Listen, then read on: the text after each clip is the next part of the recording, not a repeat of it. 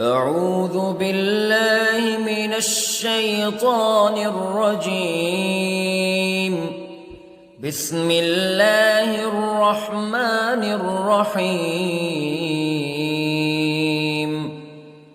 الرحمن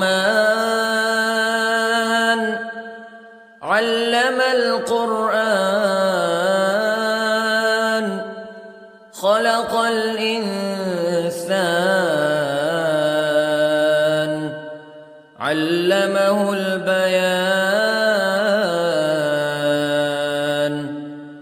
الشمس والقمر بحسبان والنجم والشجر يسجدان والسماء رفعها ووضع الميزان ألا تطغوا في الميزان وأقيموا الوزن بالقسط ولا تخسروا الميزان. والأرض وضعها للأنام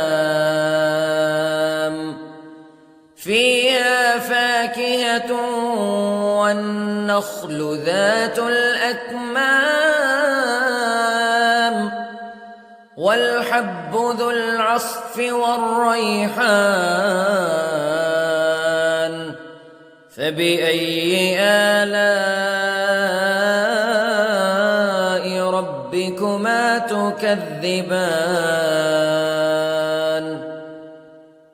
خلق الإنسان من صلصال كالفخار وخلق الجان من مارج من نار فبأي آلاء ربكما تكذبان. رب المشرقين ورب المغربين فبأي آلاء ربكما تكذبان. مرج البحرين يلتقيان بينهما برزخ لا يبغيان فبأي آلاء ربكما تكذبان. يخرج منهما اللؤلؤ والمرجان فبأي آلاء ربكما تكذبان. وله الجوار المنشآت في البحر كالأعلام فبأي آلاء ربكما تكذبان. كل من عليها فان ويبقى وجه ربك ذو الجلال والإكرام فبأي آلاء ربكما تكذبان. يسأله من في السماوات والأرض كل يوم هو في شأن فبأي آلاء ربكما تكذبان. سنفرغ لكم أيها الثقلان فبأي آلاء ربكما تكذبان.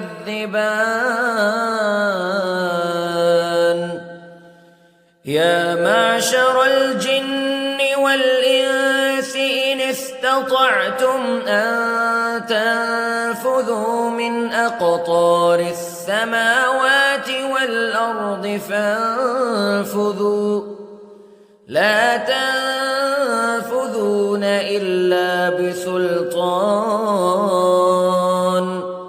فبأي آلاء ربكما تكذبان يرسل عليكما شواظ من نار ونحاس فلا تنتصران فبأي آلاء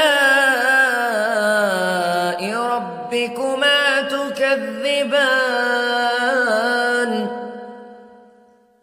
فإذا انشقت السماء فكانت وردة كالدهان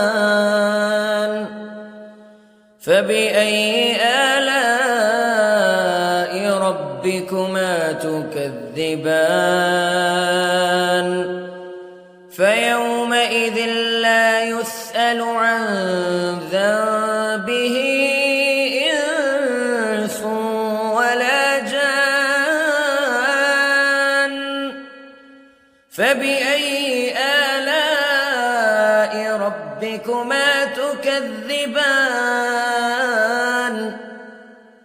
يعرف المجرمون بسيماهم فيؤخذ بالنواصي والأقدام فبأي آلاء ربكما تكذبان هذه جهنم التي يكذب بها المجرمون يطوفون بينها وبين حميم آن فبأي آلاء ربكما تكذبان ولمن خاف مقام ربه جنتان فبأي آلاء ربكما تكذبان ذواتا أفنان فبأي آلاء ربكما تكذبان فيهما عينان تجريان فبأي آلاء ربكما تكذبان فيهما من كل فاكهة زوجان فبأي آلاء ربكما تكذبان متكئين على فرش بطائنها من استبرق وجنى الجنتين دان فبأي آلاء ربكما تكذبان فيهن قاصرات الطرف لم يطمثهن إنس قبلهم ولا جان فبأي آلاء ربكما تكذبان كأنهن الياقوت والمرجان فبأي آلاء ربكما تكذبان هل جزاء الإحسان إلا الإحسان فبأي آلاء ربكما تكذبان ومن دونهما جنتان فبأي آلاء ربكما تكذبان مدهامتان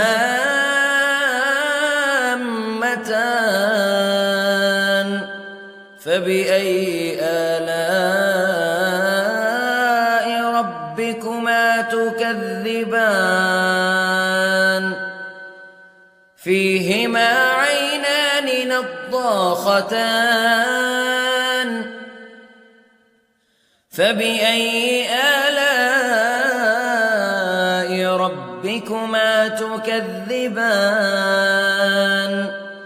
فيهما فاكهة ونخل ورمان فبأي آلاء ربكما تكذبان فيهن خيرات حسان فبأي آلاء ربكما تكذبان حور مقصورات في الخيام فبأي آلاء ربكما تكذبان لم يطمثهن إنس قبلهم ولا جان فبأي آلاء ربكما تكذبان متكئين على رفرف خضر وعبقري حسان فبأي آلاء ربكما تكذبان تبارك اسم ربك ذي الجلال والإكرام